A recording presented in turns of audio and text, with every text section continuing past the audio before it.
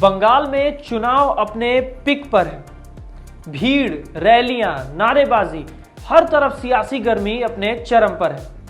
उधर उत्तर प्रदेश में भी चुनाव की आहट तेज हो चुकी है। हर पार्टी अपने अपने समीकरण बिठाने में लगी है। लेकिन भाई अगर आप ध्यान से देखेंगे तो असली सियासी भूकंप कहीं और आ गया है, और वो जगह है बिहार। अब जरा पीछे चलते हैं। बिहार की राजनीति कोई सीधी कहानी नहीं है। ये एक ऐसा मैदान है जहां पर चाल के पीछे एक और चाल छुपी होती है, और इस पूरे खेल के सबसे बड़े खिलाड़ी अगर कोई रहे हैं तो वो है नीतीश कुमार।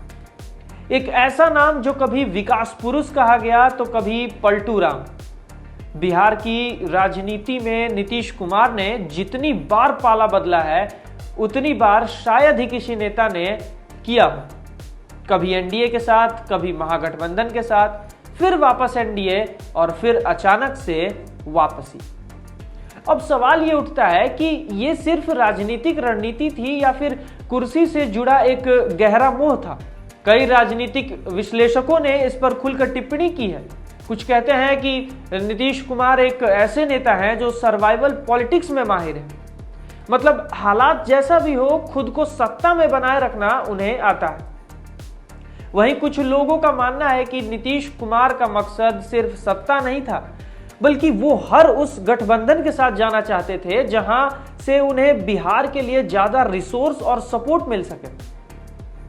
लेकिन भाई सच्चाई क्या है? क्या ये सच में विकास की राजनीति थी या सिर्फ कुर्सी बचाने का एक खेल था? ये सवाल आज भी बिहार की जनता के मन में गूंज रहा है। अब आते हैं सबसे बड़े सवाल पर। आखिर नीतीश कुमार ने इस्तीफा क्यों दिया?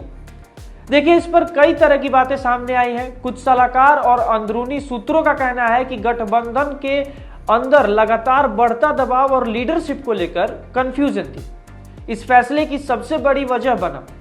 कहा यह भी जा रहा है कि पार्टी के अंदर ही एक ऐसा माहौल बन गया जहां नीतीश कुमार की पकड़ पहले जैसी मजबूत नहीं रह गई थी।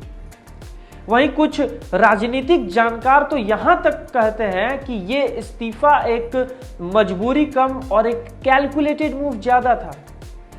एक ऐसा कदम जिससे वो खुद को एक बार फिर किंग मेकर की पोजीशन में ला सके। यानी सीधे तौर पर कुर्सी छोड़े लेकिन कंट्रोल मत छोड़ो।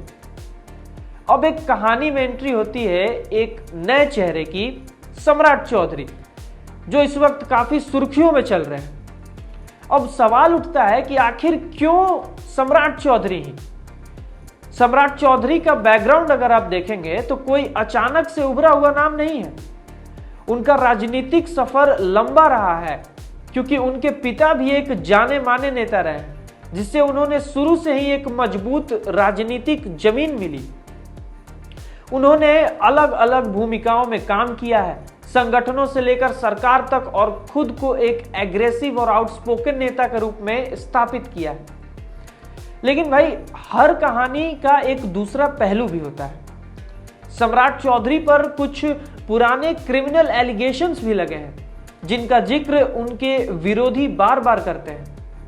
हालांकि इन मामलों में क्या सच्चाई है और क्या राजनीति, ये अलग बहस का विषय है। लेकिन इतना तय है कि उनकी छवि पूरी तरह क्लीन नहीं मानी जाती है। अब सबसे बड़ा सवाल, क्या ये बिहार के लिए सही चेहरा है? उनका एक्सपीरियंस तो है, उनका पॉलिटिकल नेटवर्क भी मजबूत है, लेकिन क्या वो उस लेवल का ट्रस्ट बिल्ड कर पाएंगे जो नीतीश कुमार ने सालों में बनाया, या फिर ये सिर्फ एक पॉलिटिकल एक्सपेरिमेंट है? और अब आते हैं उस मुद्दे पर जो बिहार की राजनीति की रीढ़ है, कास्ट, जातिवाद। इसी बीच प्रशांत किशोर ने एक प्रेस कॉन्फ्रेंस में खुलकर सम्राट चौधरी की कास्ट पॉलिटिक्स पर सवाल उठाए थे। उन्होंने कहा था कि बिहार में नेताओं का चयन अक्सर कास्ट इक्वेशन को ध्यान में रखकर किया जाता है, और सम्राट चौधरी का चयन भी उसी रणनीति का हिस्सा हो सकता है।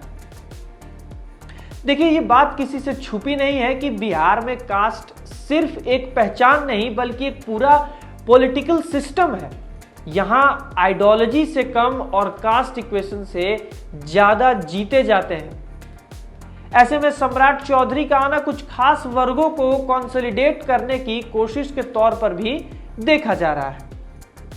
अब इसका इम्पैक्ट सिर्फ बिहार तक सीमित नहीं रहेगा, क्योंकि बिहार और उत्तर प्रदेश आसपास के क्षेत्र हैं, तो उत्तर प्रदेश में आने वाले चुनाव पर भी इसका असर पड़ सकता है, क्योंकि यूपी और बिहार की राजनीति कहीं ना कहीं जुड़ी हुई है।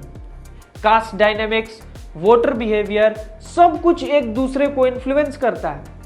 और इसी बीच अगर सम्राट चौधरी का एक्सपेरिमेंट सफल होता है तो बीजेपी इस मॉडल को यूपी में भी रेप्लिकेट करने की कोशिश कर सकती है। लेकिन अगर यह फेल हुआ तो इसका सीधा असर पार्टी की क्रेडिबिलिटी पर पड़ेगा। तो भाई कहानी सीधी नहीं है, ये एक पूरा चेस गेम है जहां पर हर चाल के पीछे एक बड़ा कैलकुलेशन छुपा हुआ है। नीतीश कुमार का इस्तीफा, सम्राट चौधरी की एंट्री, कास्ट इक्वेशन और आने वाले चुनाव, सब कुछ एक दूसरे से जुड़ा हुआ है।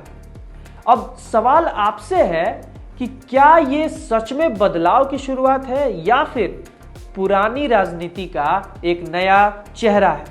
क्योंकि बिहार की राजनीति में एक बात हमेशा सच रही है, यहां कुछ भी स्थायी नहीं है सिवाय सत्ता के खेल के, और इस खेल में अगली चाल क्या होगी ये कोई नहीं जानता। आपका बहुत बहुत धन्यवाद वीडियो में हमारे साथ बने रहने के लिए। देखते रहिए द गली वली अनप्लग्ड।